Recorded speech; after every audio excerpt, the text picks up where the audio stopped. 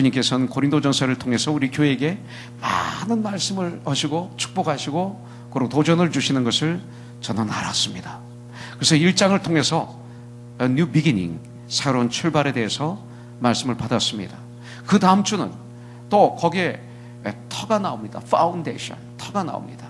근데 이 20년을 우리가 걸어가는데 이 교회를, 코너스톤 교회가 아름답게 지어져 가는데 그 터 위에 져야 되는데 그 터, 예수 그리스도, 하나님의 말씀의 터 위에 말씀으로 우리가 그 그리스도의 집을 지어가는 건축자들이 되는 거죠. 나를 짓고 부부를 또 가정을, 그래서 코너스톤 교회를 지어가는데 내 마음대로 내 경험, 내 지식, 내 방법, 세상의 능력으로 하는 게 아니라 바로 예수님의 그 위에 그 하나님의 말씀으로, 그 말씀이라는 블루프린트를 가지고 우리는 그리스도의 집을 지어가는 하나님의 사람들. 그래서 20년을 그렇게 우리는 살아가자 결단을 했습니다. 그런데 우리가 어떤 일꾼이 되어야 될까? 우리는 그리스도의 일꾼에 대해서 공부를 하게 되고, 지난주에는 경주에 대해서 우리가 공부를 했습니다. 그래서 올바른 경주를 하자.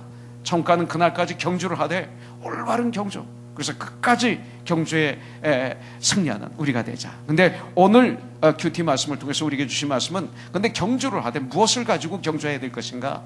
바로 은사죠. 그래서 올바른 은사를 받아서 그것을 잘 사역할 때 활용하여 정말 그 꼬린 지점까지 좌로나 오르나 치우치지 않고 우리가 믿음의 경주를 하자. 이런 마음으로 오늘 올바른 은사로 주님의 일을 하자는 말씀으로 우리가 이 말씀을 받기를 원합니다. 그런데 오늘 마침 또 영적 성장 기본진리 85기가 졸업을 했어요.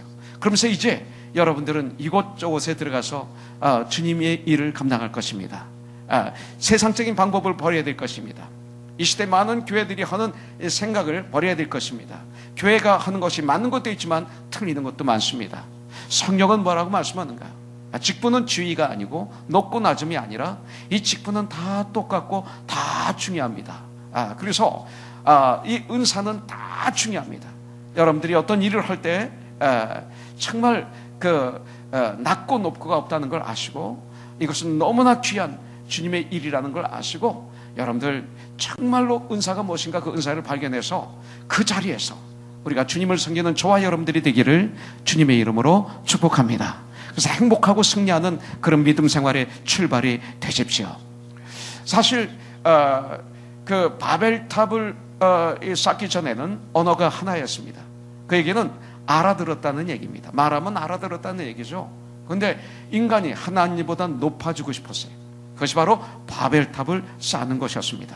그래서 바벨탑을 쌓음으로 말미암아 우리 주님께서 우리를 사랑하셔서 그 바벨탑을 헐어버리십니다. 스톱시키십니다. 그 방법은 바로 인간의 언어를 서로들 못 알아듣게 해서 혼잡하게 만드심으로 말미암아 더 이상 서로들 통하지 않기 때문에 바벨탑을 쌓을 수가 없었습니다. 그때 언어만 못 알아듣게 하신 것이 아니라 인간의 마음도 서로들 못 알아보게 하셨습니다. 그래서 우리가 아무리 설명해도 서로들 안 통하는 거예요. 세상 사람들은 마음이 절대 통할 수가 없어요. 세상 사람 부부는요, 부부가 같이 살지만 이 마음이 100% 알아듣고 통하고 안 되게 돼 있어요. 왜냐하면 바벨탑 이후로 언어를 혼잡하게 하시고 서로들 못 알아듣게 하셨다 이거예요. 서로들 이 마음도 못 알아듣게 만들으셨어요. 가만히 생각해 보세요. 우리는 참 잘 맞는 부부야. 예수 안 믿는 상태에서 그렇게 한번 생각해 보십시오. 거짓말입니다. 거기가 다 자기가 원하는 대로 상대방을 봅니다. 자기의 믿음대로 상대방을 보죠. 상대방을 배려해서 그 마음속에 들어가는 이런 삶은 우리가 살지 못한다는 것이죠.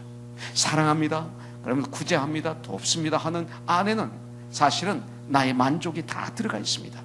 내 만족을 위해서 하기 때문에, 나를 위해서 하기 때문에 거기는 참된 교제가 있을 수가 없고, 거기는 열매가 있을 수가 없습니다. 회복이 있을 수가 없습니다.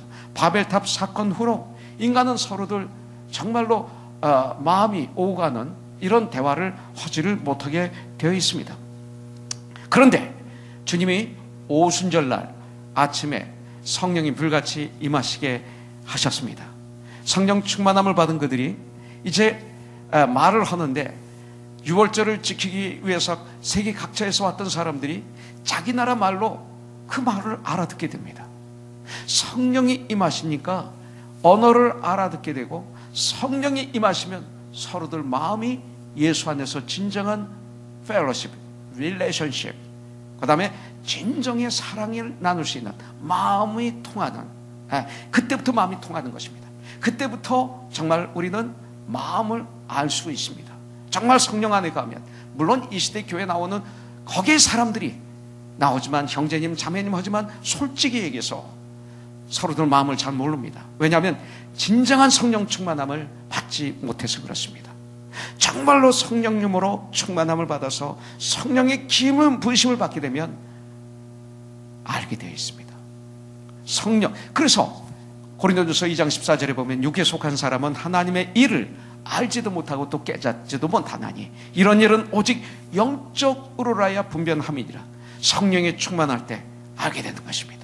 하나님의 마음을 성령을 통해서 알게 되는 것입니다. 믿음의 형제자매들이 성령 충만하다면 주님 안에서 알게 되는 것입니다. 그때부터 동역이 되는 거죠. 우리 믿음의 선배들, 바울과 브리스길라와 아굴라는 그런 사이였습니다.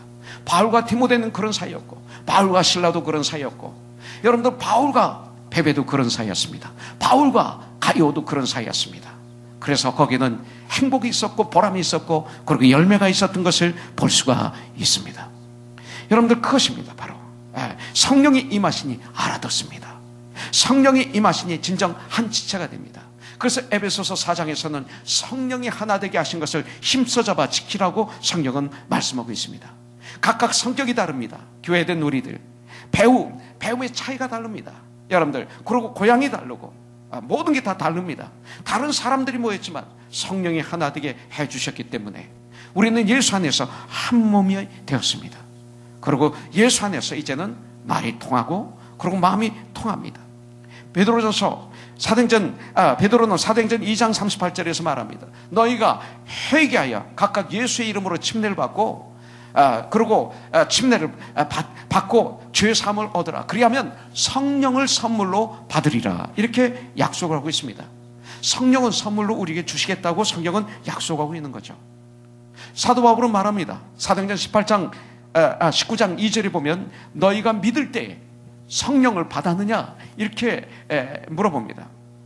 예수님의 말씀, 예수님의 가르치심 가운데 부활 후에도 승천 전에도 분명하게 확실하게 주님은 계속 말씀하고 있습니다. 어떤 말씀? 성령에 대해서 말씀하고 있습니다.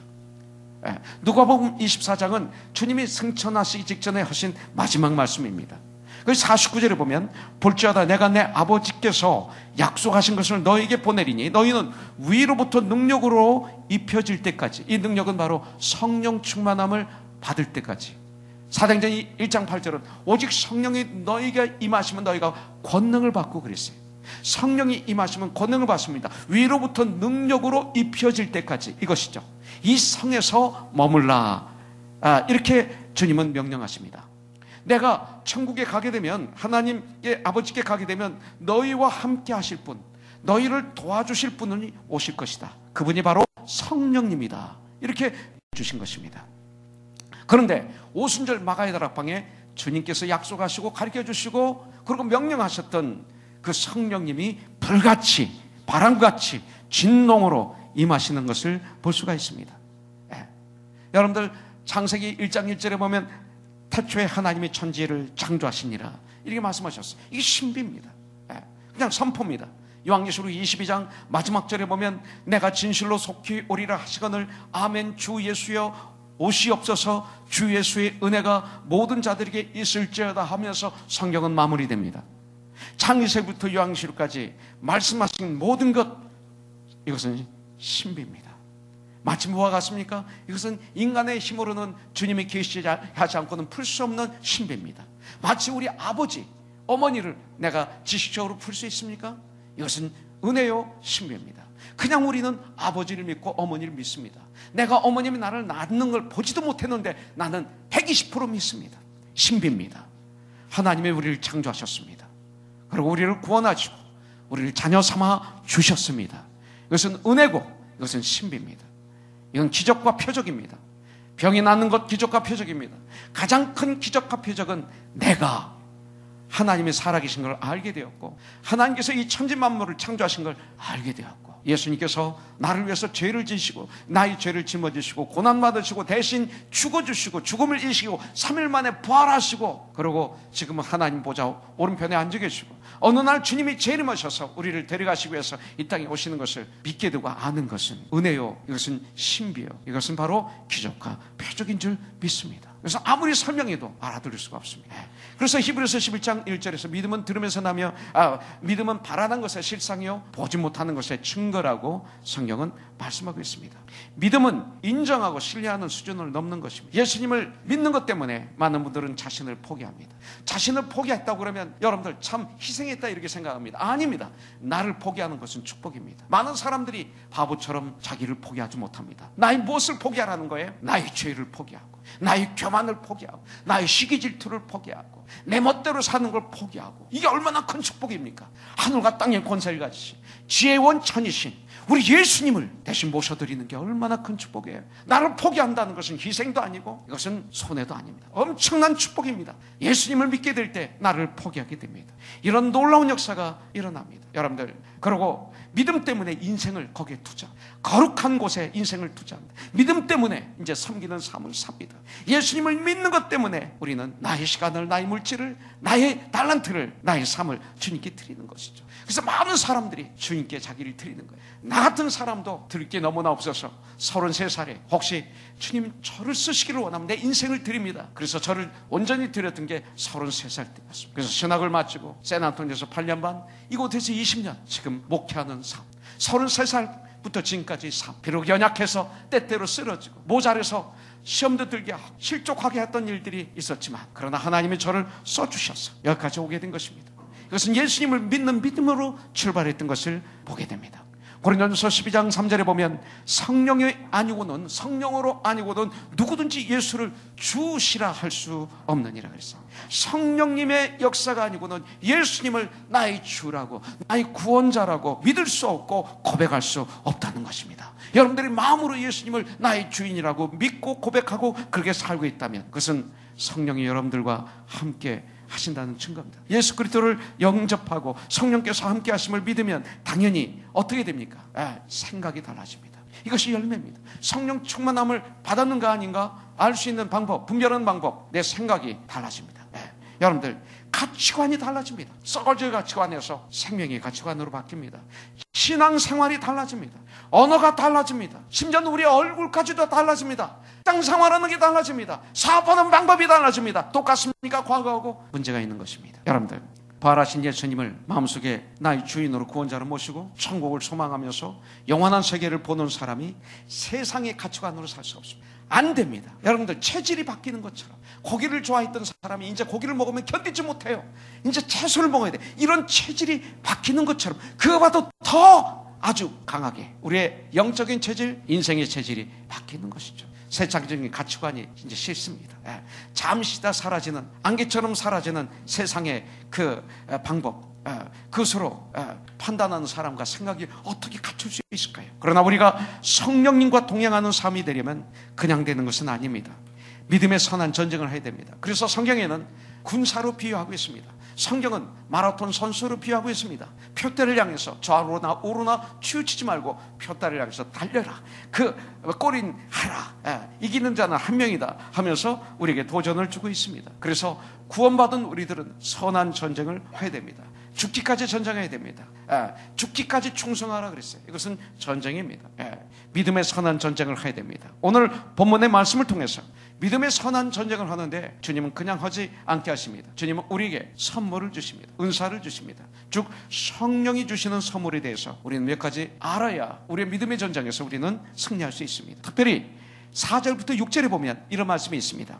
은사는 여러 가지나 성령은 한 분이라고 그랬어요. 은사는 여러 가지나 성령은 한 분입니다. 직분은 여러 가지지만 주는 한 분이라고 성경은 말하고 있습니다. 여기 보면 삼위일체가 나옵니다. 성부 하나님, 성자 하나님, 성령 하나님, 삼위일체가 나옵니다. 삼위일체도 이거 신비입니다. 은사는 내가 노력한다고 해서 얻어지는 것이 아닙니다. 왜요? 11절에 보니까 나와 있습니다. 이 모든 일은 같은 한 성령이 행하사 그의 뜻대로, 우리 하나님 아버지의 뜻대로 각 사람에게 나누어 주시는 것이니라. 하나님의 뜻대로 하나님이 우리 각 사람에게 나눠주시는 것이 은사지 내가 갖는 게 은사가 아니라는 것입니다. 이 모든 일은 같은 한 성령님이 행하셔서 누구의 뜻대로? 그의 뜻대로, 성령의 뜻대로 각 사람에게 나눠주시는 것이 은사입니다. 우리는 은사를 구할 수가 있습니다.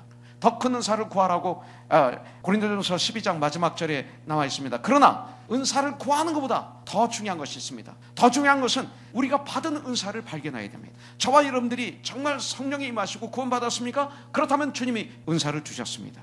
그 은사를 발견하는 것이 중요합니다. 그 은사를 발견해가지고 그 은사를 잘 활용하는 것이 더 중요합니다. 나는 그 은사가 꼭 필요한 것 같아도 그것이 나에게 유익이 되지 못할 것이면 하나님이 안 주십니다. 우리가 보는 눈은 때때로 너무나 다릅니다. 주님만이 우리를 정확하게 합니다. 여러분들, 내가 나를 알 수 있을 것 같아요? 너무나 힘들어요. 저는 수십 년 동안 목회를 하는 가운데 저 자신도 물론 그랬지만 그러나 많은 성도님들이 문제가 뭐냐면 자기가 자기를 모르는 분들이 많습니다. 자기를 너무 높게 봅니다. 자기가 너무 다 잘하는 거로 생각합니다. 그러면서 열심히 일합니다. 그러면 그분 주에는 아픔이 있어요. 열매가 없어요. 그렇게 열심히 희생하고 열심히 봉사하고 시간을 드리고 다 했는데 열매가 없어요. 이유가 뭐예요? 주님의 방법으로 안 해서 그렇습니다. 열심히 했는데 자기가 좋아하는 것만 해서 그렇습니다. 여기 문제가 있는 것이죠. 은사는 그런 것이 아닙니다. 성령이 은사를 주시는 데는 목적이 있습니다. 하나님의 영광을 위해서 주십니다. 교회된 우리들을 위해서 주십니다. 그래서 성령은 성도로 하여금 성도되게 하는 능력이 있습니다. 내 힘으로는 주님의 일을 절대로 감당할 수 없다라고 정말 철저히 깨닫는 사람들, 그 사람들을 통해서 하나님은 하나님의 능력을 부어주셔서 그 하나님의 일을 하십니다. 이것이 바로 하나님의 능력이 곧 은사입니다. 그래서 성령은 성도들을 같이 있게 하십니다. 여러분들, 불필요했던 존재가 이제 필요한 존재로 바뀌어집니다. 이것이 성도입니다. 여러분들이 은사를 발견해서 그 은사를 가지고 주님의 일을 감당할 때 네 꼴 뭐냐? 나는 불필요했던 쓸모없던 쓰레기 같은 인간이었지만 이제는 주님이 사용하시는 쓸모있는 자가 되고 쓰레기 같은 자가 아니라 의롭다 칭함을 받은 하나님의 자녀가 되었다. 이것입니다. 여러분들이 은사를 발견하지 못하고 하나님이 원하시는 자리에서 하나님이 원하시는 그 일을 하지 않는다면 우리는 지금도 쓰레기 같은 삶을 살고 있다고 생각해도 됩니다. 오히려 주의 하나님의 영광을 가릴 수가 있는 것이죠. 그것이 우리입니다. 은사는 헬라말로 카리스마타라고 합니다. 타라는 복수형을 뺀 카리스마 하면 이것은 선물이 됩니다. 은사는 하나님의 일을 감당하기 위해서 하나님이 우리에게 주신 능력 선물입니다. 그렇기 때문에 우리에게는 이 은사가 없으면 아무것도 할 수 없습니다. 그래서 이것은 뭐냐면 우리의 능력의 근원은 내가 아니라 하늘과 땅의 권세를 가지신 예수님이라는 사실입니다. 그래서 세상의 종교들은 다 내 안에 능력을 말합니다. 뉴에이저들을 보시오. 내가 하나님이 될 수 있다. 이게 뉴에이저입니다. 간단히 얘기해서.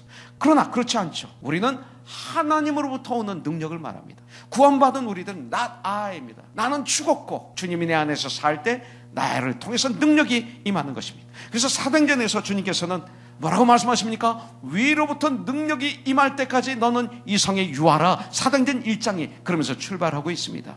위로부터 능력을 받아야만이 됩니다. 인간은 질그릇에 불과하다고 성경은 말하고 있습니다. 그러나 이 질그릇은 얼마나 깨끗하냐, 그 다음에 두 번째는 그 질그릇에 뭐가 담겨 있느냐에 따라서 달라집니다. 그 질그릇에 아주 귀한 보물이 담겨 있으면 그 그릇은 귀한 그릇이 됩니다. 그러나 그 그릇에 오물이 담겨져 있으면 그것은 귀한 그릇은 될 수가 없습니다. 여러분들, 바로 이 질그릇에 하나님의 보화로 채워질 때 가치를 지니는 것입니다. 이거 은사입니다. 그래서 1절에 보니까 형제들아 신령한 것에 대하여는 내가 너희 알지 못하기를 원치 아니하노라 이렇게 말씀하고 있습니다. 이건 뭡니까? 우리가 먹고 마시는 것과 같은 세상의 일에 관심을 너무 주지 말고 신령한 것, 즉 은사에 집중하고 위로부터 내려오는 이 능력에 신경 좀 쓰라 이겁니다. 여러분들 은사에 대해서 신경을 쓰고 있습니다. 하나님이 나에게 어떤 은사를 주셨는가 고민해 보신 적이 있습니다.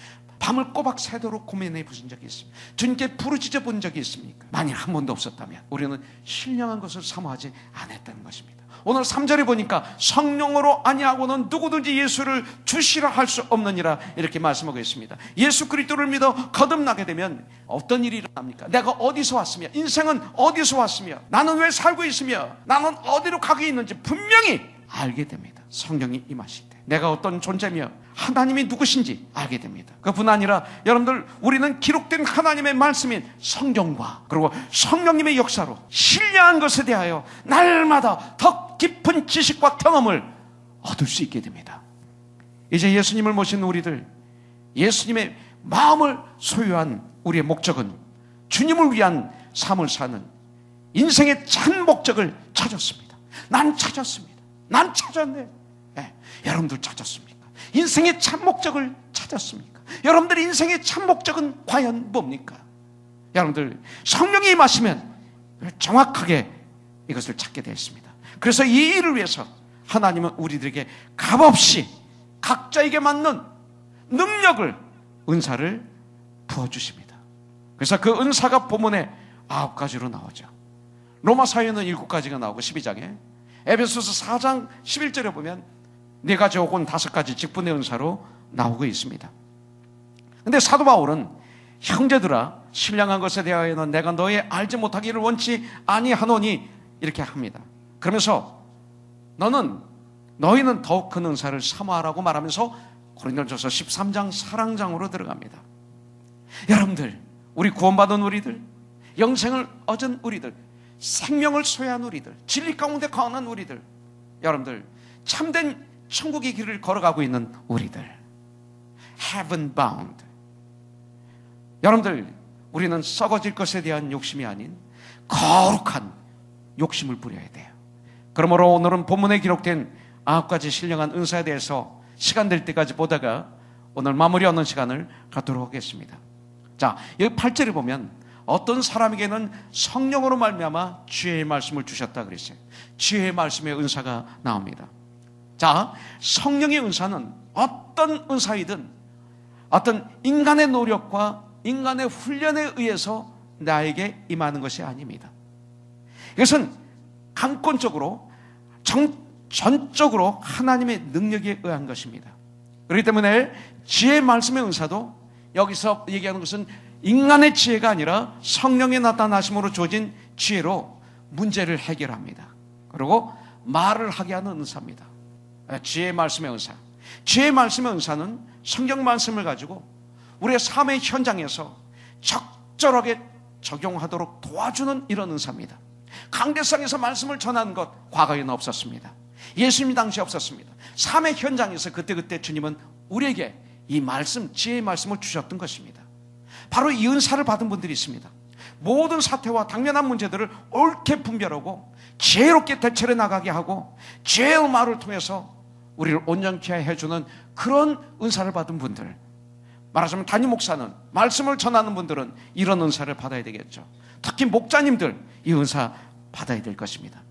주일학교에서 어린이들을 가르치고 중고등부에서 대학부에서 청년부에서 가르치는 우리 선생님들 이 은사를 받아야 되겠습니다. 이 은사를 교사가 받으면 그 주일학교 학생들은 축복입니다. 건강하게 성장할 것입니다.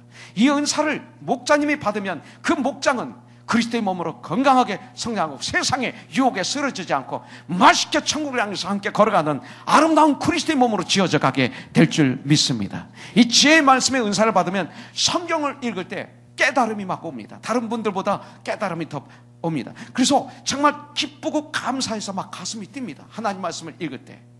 이게 지혜의 말씀의 은사를 받은 분들의 특징입니다.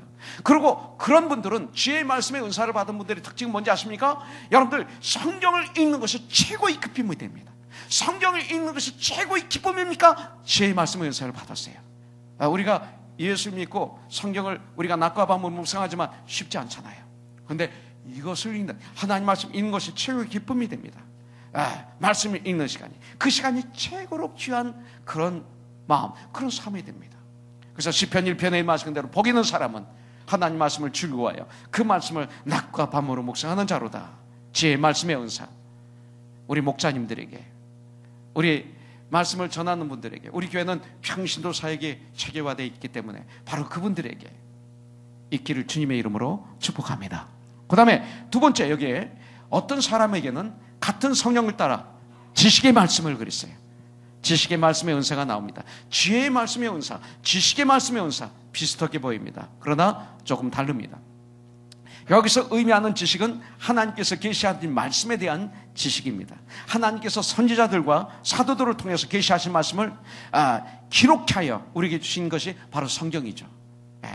성경에는 신령한 지식이 무궁무진하게 기록되어 있습니다. 사실 성경 안에 사업하는 방법, 직장생활하는 방법, 성경 안에 모든 것이 다 기록이 되어 있습니다. 자연, 자연계, 우주계, 바다, 하여튼 없는 것이 없습니다. 성경 안에 everything이 들어있습니다. 모든 지식은 성경에서 받을 수가 있습니다. 그러나 인간의 능력과 방법으로 기록된 말씀의 뜻을 깨닫지 못합니다. 우리가 성경에 기록된 말씀의 뜻을 깨닫고 말씀을 전하는 것은 성령께서 우리에게 지식의 말씀의 은사를 주실 때 가능한 것입니다. 그래서 이같이 지식의 말씀의 은사는 말씀을 옳게 분별하여 전하게 하는 은사다, 이렇게 볼 수가 있습니다. 이 지식의 말씀의 은사가 크게 임할수록 성경 말씀의 깊고 오묘한 뜻을 더욱 많이 깨닫게 되고, 그리고 더욱 능하게 전할 수가 있게 됩니다. 그래서 지혜의 말씀과 지식의 말씀을 구별하기가 쉽지는 않지만 구별이 됩니다. 구별이 되기 때문에 사도 바울이 지혜의 말씀의 은사, 지식의 말씀의 은사를 이렇게 구별해서 말씀한 것입니다. 자, 지혜라면 내적인 면이라고 볼 수가 있습니다. 지식은 외적인 면이라고 볼 수가 있습니다. 그래서 지혜는 시대와 상황을 초월해서 어디든지 통하는 것이지만, 지식은 상황에 의해서 시대에 구체적으로 접목되는 것이 지식입니다. 지혜는 어제나 오늘이나 영원토록 동일합니다. 그래서 이 은사는 교회 리더들, 그리고 목자님들, 그리고 선생님들 거의 다 받았을 것입니다. 그래서 그 말씀을 묵상할 뿐만 아니라 이것을 생활에 적용하면서 가르칩니다. 또 전도할 때는 그 말씀이 툭툭툭 튀어나옵니다. 잠언서 16장 20절에 보면 삶과 말씀에 주의하는 자는 좋은 것을 얻나니, 이렇게 말씀하고 있어요. 지식의 말씀의 은사를 받은 분은 여러분들 말씀 중심으로 살아가게 되어 있습니다. 그 다음에 다른 사람에게는 같은 성령으로 믿음을 그랬습니다. 여기서 말하는 믿음의 은사는 예수님을 영접할 때 그 믿음을 말하는 것이 아닙니다. 우리는 그때 예수님을 믿음으로 나는 구원을 받고 하나님의 자녀가 되었습니다. 여기에 나오는 이 믿음은 예수 믿는 하나님의 사람으로서 이 땅을 살아갈 때 능력을 행하는, 그리고 큰 기적을 이루는 믿음을 얘기하고 있습니다. 하나의 예를 들어서 사도행전 3장에 보면 습관에 의해서 성전에 기도하러 가던 베드로와 요한이 성전 비문 뮤드필 게이트 앞에 앉아있는 나면서부터 걷지 못하는 거지를 보게 됩니다. 거지가 구걸을 합니다. 그때 이 베드로 마음에 그 거지에 대한 불쌍한 마음이 들게 되고, 그리고 베드로는 말합니다. 우리를 보라 그럽니다. 그러고 난 다음에 사도행전 3장 6절에 보면 베드로가 이르되 은과 금은 내게 없으나 그러나 내게 있는 것으로 내게 주노니 나사렛 예수 그리스도의 이름으로 명하노니 일어나 걸으라 하고 손을 잡아서 일으키니 그가 벌떡 일어납니다. 그러니까 걸을 뿐만 아니라 뛰기도 하고 춤을 추기도 하면서 함께 성전에 들어가서 하나님을 예배드리는 그 청년을 보게 됩니다. 바로 이것을 믿음이라고 합니다. 믿음이 강하기 때문에 이런 일을 할 수 있었습니다. 이런 믿음을 산을 옮길 만한 믿음이라고 합니다. 그 믿음대로, 그 말대로, 믿음이 있는 그 말대로 나면서부터 걷지 못하는 그 거지는 일어나서 걸었습니다. 나는 우리가 이런 믿음이 있기를 원합니다. 육체적인 걷지 못하는 사람이 일어나서 걸을 수 있습니다. 그러나 여러분들 정말 영적으로 지금 나면서부터 걷지 못하고 그 성전 들어가지도 못하고 예배 드리지 못하고 예수님을 만나지 못하고 구경만 하고 불쌍하게 문 앞에 앉아서 세상적인 구걸만 하고 있는, 무엇을 먹을까 무엇을 마실까 무엇을 입을까만 생각하는 무리가 성전 미문 앞에 앉아있는 그 남에서부터 걷지 못하는 앉음이 그 거지가 아닐까요? 이 시대 교회 안에도 그런 분들이 많이 계십니다. 바로 그런 분들에게 믿음이 있는 사람들이 나사렛 예수 그리스도의 이름으로 명하노니 나는 은과 금은 없다, 명예도 없다, 권력도 없다, 인기도 없다, 많이 배우지도 못했다. 그러나 하늘과 땅의 권세를 가지신 예수님, 내 안에 계신 예수님의 이름으로 명하노니 일어나 걸으라, 일어나라, 승리하자. 그 삶 속에서 왜 그렇게 주저앉아 있느냐? 왜 주저앉아 있느냐? 그 짧은 시간 얼마 있으면 이 땅을 떠나는데 왜 그렇게 앉아 있어야 되느냐? 일어나라. 부정적인 마음에서 해방되고 포기하느냐? 일어나라. 여러분들 우리는 그렇게 외칠 수가 있습니다. 이런 믿음을 여러분들 가져야 됩니다. 이것은 믿음의 은사입니다. 여러분들 이것은 구원받은 믿음이 아니라 기적을 행하는 믿음입니다. 요한복음 14장 12절에서 주님은 말씀합니다. 내가 진실로 진실로 너희에게 이르노니, 너무나 중요하니까 두 번 강조하십니다. 나를 믿는 자는 내가 하는 일을 그도 알 것이요 또한 그보다 큰 일도 아리니 이는 내가 아버지께로 감이라. 성경은 말씀하고 있습니다. 믿음으로 큰 일을 행하시는 저와 여러분들이 되기를 주님의 이름으로 축복합니다. 여러분들 또 9절에 보니까 어떤 사람에게는 한 성령으로 병 고치는 은사를, 병 고치는 은사가 나오네요. 그래서 어떤 분에게는 병 고치는 은사를 주셔서 그분이 기도하면 병이 막 나아요. 이런 은사를 가지고 있어요. 그런데 하나님께서 우리 모두에게 병을 고칠 수 있는 힘을 주셨다는 것을 우리는 알아야 돼요. 우리에게 병 고치는 은사를 가진 사람만 찾아다니지 마세요. 마가복음 16장 17절부터 18절에 보니까 믿는 자들에게는, 그랬어요. 이 믿는 자들은 누굽니까? 우리 모두가 여기에 해당돼요. 이런 표적이 따르니 곧 저희가 내 이름으로 귀신을 쫓아내며, 믿습니까?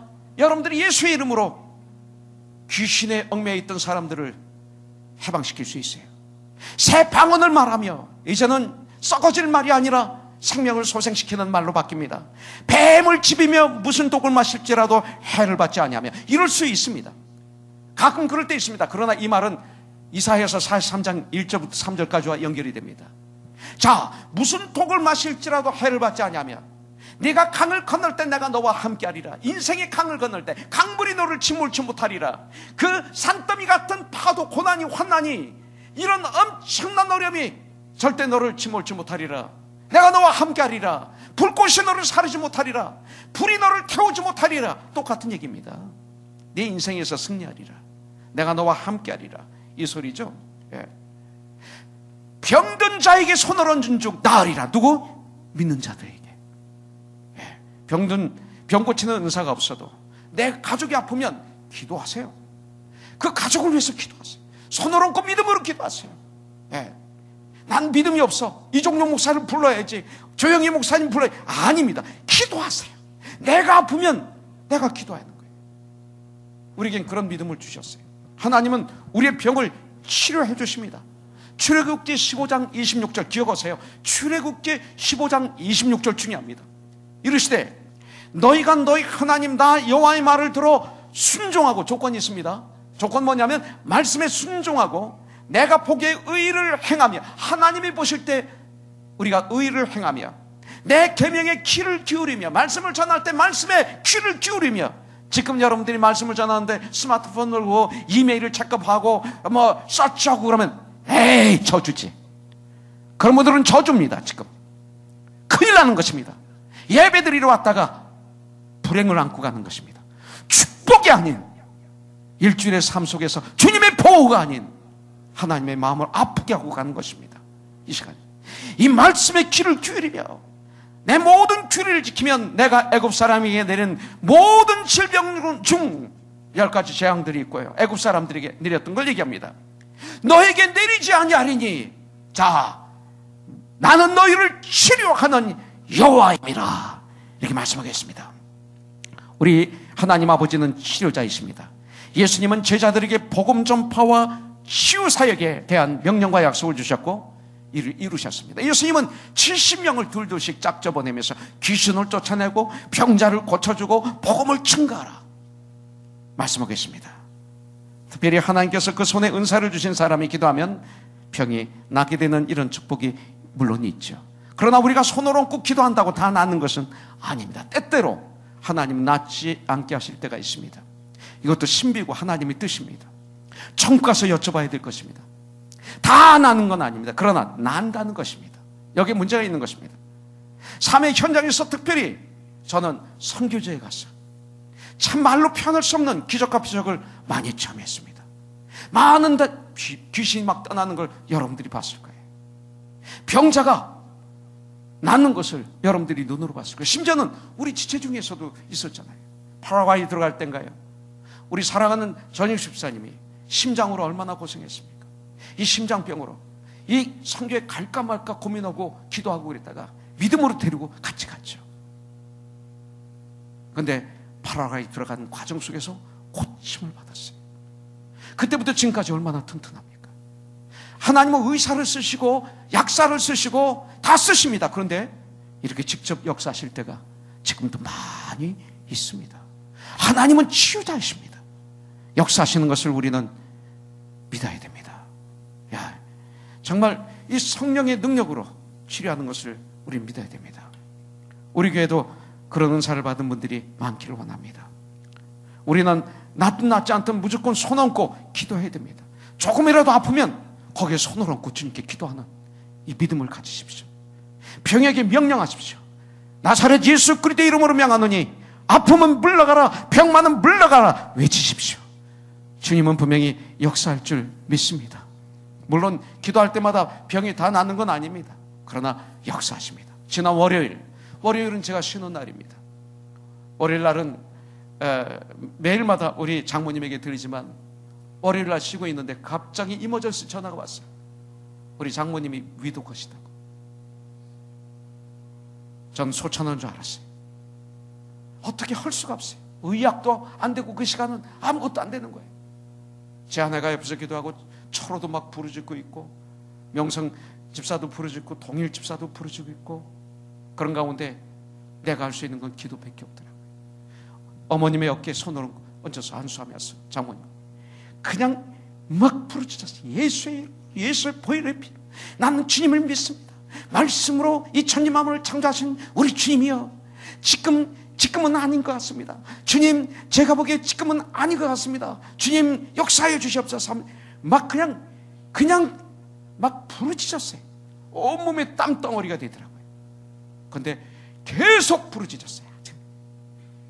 어느 순간에 놀라운 회복의 역사가 일어났어요. 나중에 시계 보니까 1시간을 그냥 따발총을 쏘듯이 그냥 목소리로 그냥 온 힘을 다했어요. 막 방안이 찌렁찌렁 울리도록 온 마음을 다해서 주님이 역사하실 때까지 난 포기하지 않습니다 하면서 했더니 발람의 기도를 응답하신 주님께서, 심지어는 올바른 종이 아닌 발람의 기도도 응답하신 주님께서 응답해 주셔가지고 주님의 치료하심을 온 가족이 체험하는 그런 시간을 지난 월요일날 가졌습니다. 거기에 있던 가족들, 우리 주님이 치료해 주신 것을 부인할 수가 없었습니다. 거기 있으면 알아요. 거기 있으면. 그것을 완전히 인간의 눈으로 볼 땐 끝이었습니다. 근데 기적적으로 회복이 되시는데, 와, 나올 때 얼마나 온몸이 땀으로 다 젖었지만 와, 날아갈 것 같아요. 얼마나 감사한지요. 포기하지 마십시오. 기도는 언제까지? 나을 때까지 하셔야 돼요. 부르짖으셔야 돼요. 간절히 기도하셔야 돼요. 믿음을 기도하셔야 돼요.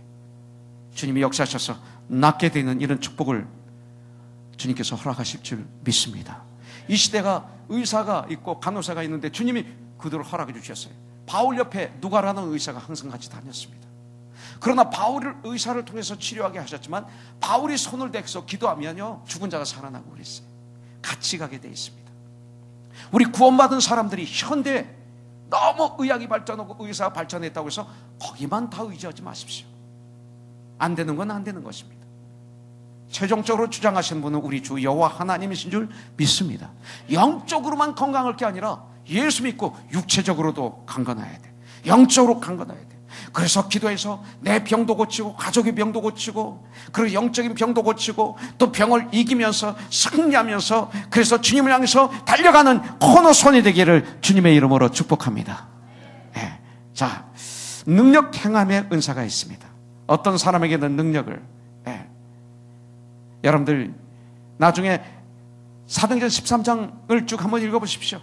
거기 보면 바울이 구브로에 가서 총독에게 말씀을 증거하는데 유대인 거짓 선지자인 마술사 엘루마가 총독으로 믿지 못하게 복음을 해방하는 것을 바울이 보고 성령 충만하여 그를 주목하고 말합니다.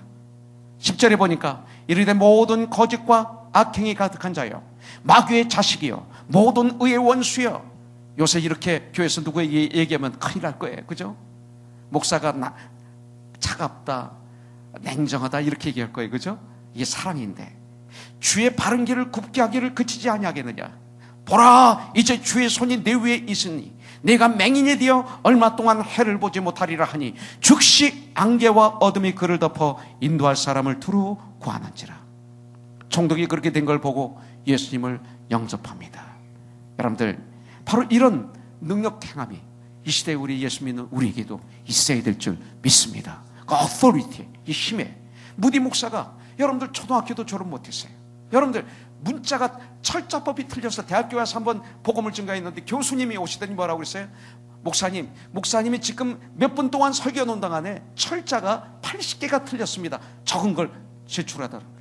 국문학과 교수인데, 영문학과 교수인데, 그러니까 이분이 기도하고 하는 얘기가 나는 무식해서 철자도 이렇게 틀리고 그렇습니다만 나는 주님의 복음을 증가할 수 있습니다. 교수님은 얼마나 많은 영혼들을 구원하고 얼마나 많은 영혼들에게 도전을 주고 기쁨을 주고 소망을 주고 힘을 주셨습니까? 나는 비록 무식하지만 많은 사람들에게 도전을 주고 소망을 주고 있습니다.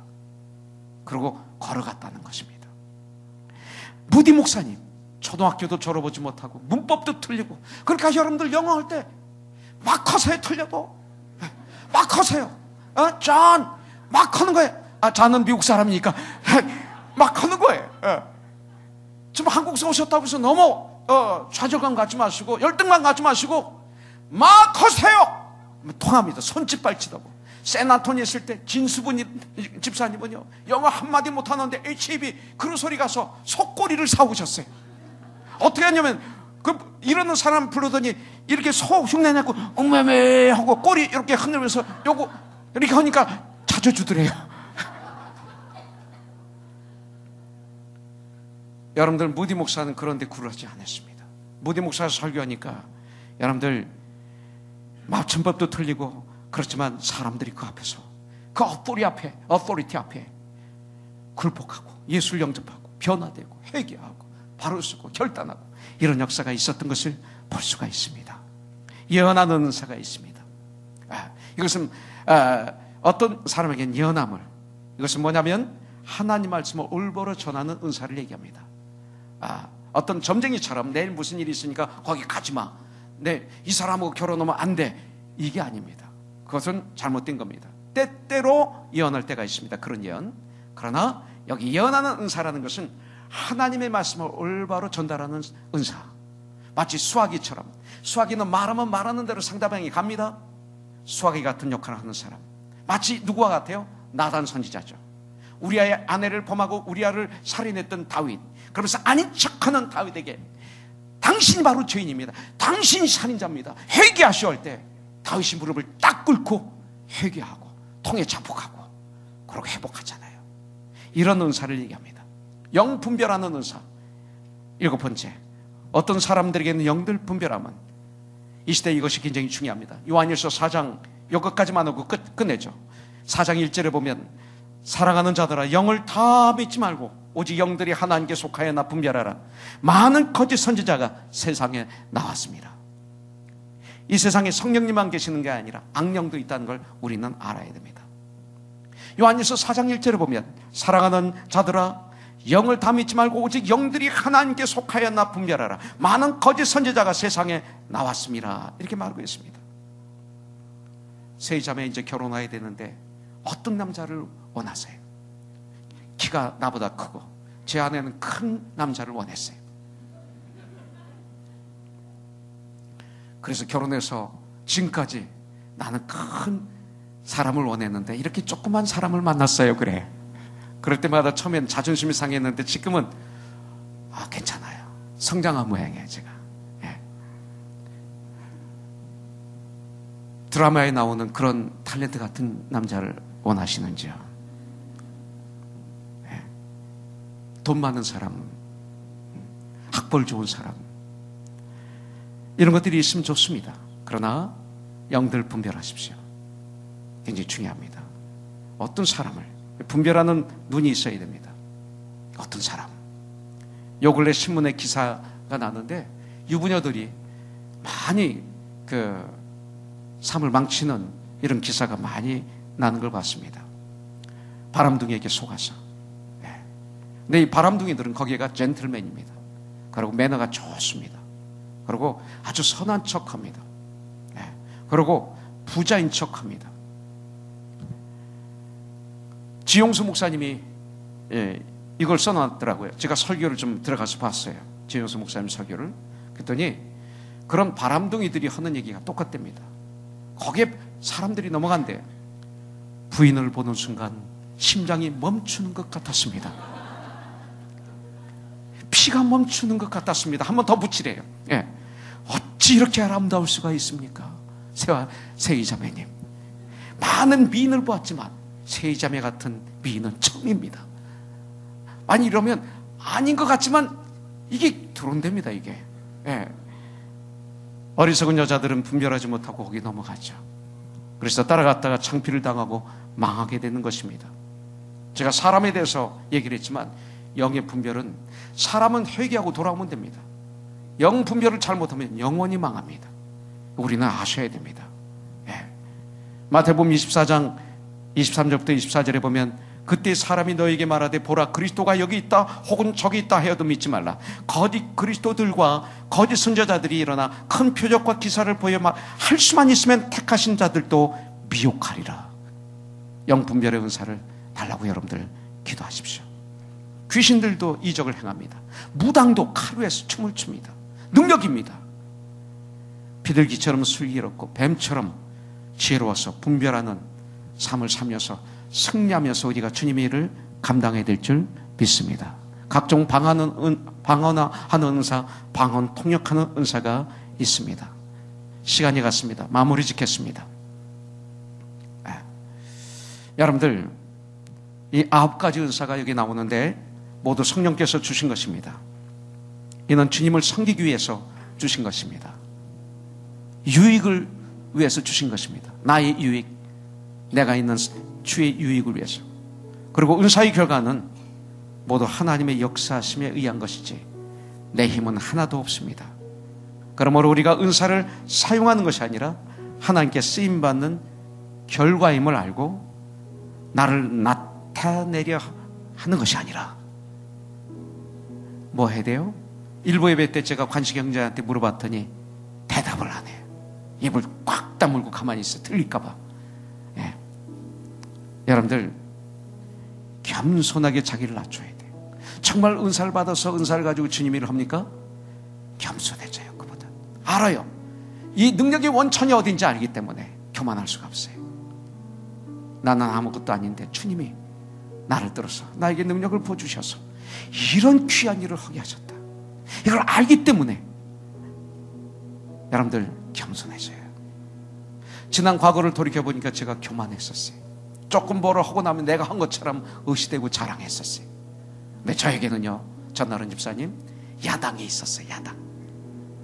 때때로 전다른 집사 같은 우리 집사님들이 저희 주위에 있지만 제일 강한 야당 내 아내처럼 막 교회에서 설교 가운데 조금 교만한 것이 나오면 집에 가면 영락없이 나를 쳐다보지 않고 다른 데 쳐다보면서 저로 아빠 교만해. 처음에는 화가 나서 견딜 수가 없었어요. 막 소리도 지르고 왜 안 들어봤거든. 나같이 겸손한 사람을 교만하다고 하니까 난 이게 미친. 아무리 봐도 난 겸손한데. 그래서 막 야 소리 지르고 막 아무리 해도 소리도 높이지 않아. 교만해. 그게 계속 나는 소리 지르는데 교만해. 야 초로야 내가 교만하냐. 아빠 교만해. 또 밥을 해줘요. 다 안 먹고 밑에 내려가요. 나만 먹어요. 얼마나 외롭고 고독한지. 밑에서는 하하호호가 들리는데 괴로워요. 끝까지 버티다가 나중에 깨달음이 와요. 절대 그들이 포기하지 않으니까 깨달아지더라고요. 그렇구나, 내가 교만하구나. 내려가서 초롬아 내가 교만했다, 미안하다. 초로야 아빠가 고연히 고집부렸다. 아빠 정말 교만했다. 사실이야. 그럴 때 서로가 어깨에다 손을 닿고 Daddy, I love you. 아빠 사랑해. 빙그레 웃고요. 처음엔 굉장히 자존심 상했어. 근데 그 자존심 상한 자체가 교만이야. 그것이 바로 인간이에요. 근데 성령이 임하시니까 내 아들이 어떻게 그렇게 사랑스러운지, 이기고 나니까 얼마나 행복한지. 교만. 은사를 받아서 은사를 가지고 주님을 하는 거. 이번에 셀러브레이션 콘서트 안내서부터 시작해서 그 모든 것, 그 뒤에 80명 100명의 어린아이들이 아침에 들어와서 밤까지 조용하게 앉아서 성경 묵상하고 큐티하고 찬양하고 잠을 자고 같이 먹고 화장실 갈 때 선생님들이 데리고 왔다 갔다 하고, 헬렌 선생님이야 그 선생님들이 아무리 소리 질러도 못하게 돼 있어요. 하나님의 능력의 은사가 임하니까 그래야 되는 거죠. 이런 아름다움들. 끝나고 나니까 뭐예요? 우리의 힘으로 할 수 없는, 고개를 두고 어떻게 돼요? 야, 이걸 우리가 어떻게 했지?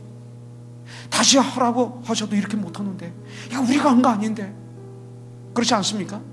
주님이 하신 거죠. 주님이 우리를 쓰신 거죠. 네, 주님이 우리를 쓰신 거예요. 네. 감사할 수밖에 없어요. 어디 주님께서 우리 화영제를 쓰셨을 거예요. 우리 승순영제들이 좋았어요. 좋을 줄 알았어. 우리 기도했는데 여기서 주님이 쓰셨구나. 우리 허영제를 쓰셨구나. 허집사를 주님이 쓰셨구나. 겸손. 우리는 필요합니다. 은사는 사람을 통해서 나타나기 때문에 교회에 덕을 세우도록 적당하고 질서 있게 행하고 절제할 수 있어야 됩니다. 고린도전서 14장 40절에 보면 모든 것을 품위 있게 하고 질서 있게 하라고 말하고 있습니다. 여러분들 은사를 가지고 이렇게 주님 일을 하십시오. 네. 교회 가운데 성령의 나타나심으로 은사가 풍성하면 성도들은 많은 유익을 얻게 되고 복음은 힘있게 전파되며 교회는 아름답게 건강하게 성장하게 될 줄 분명히 믿습니다. 고린도전서 12장 7절에 보면 각 사람에게 성령을 나타내심은 유익하게 하려 하심이라. 성령의 은사가 풍성하게 임하시어 우리들의 삶에 유익이 임하고, 또한 우리들이 있는 그곳에 유익이 임하는, 우리 가정에 우리 주위에 유익을 주며 세상을 구원하는 우리가 되기를 주님의 이름으로 축복합니다. 성령이 나에게 임하시면 예수님을 매 순간 인정하게 됩니다. 아까도 말씀드렸지만 암 환우의 회장으로 있는 분이 송경미 사모이십니다. 이분은 암으로 죽기 직전까지 가셨다가 살아나신 분이고 지금도 회복이 되지 않으신 분입니다. 남편은 화교이십니다. 아름다운 교회 고승희 목사님이 심으신 교회에서 화교교회를 개척했습니다. 아주 열악한 환경 속에서 행복하게 지금 목회하고 계십니다. 하나님께서 송경미 사모에게는 암 환회를 만들게 하고, 그 환회를 통해서 암에 걸리셨던 분, 회복되셨던 분들, 암으로 고통받는 분들, 암으로 이 땅을 떠나고 주님 품에 안기는 분들을 돕는 일을 하는데, 이것을 안 하면 이분은 견디지 못해. 이분은 이 일을 할 때 가장 행복하대요. 이번에 그 행사를 하는 거예요. 그래서 시카고에서 모니카 사모를 초청하는 거죠.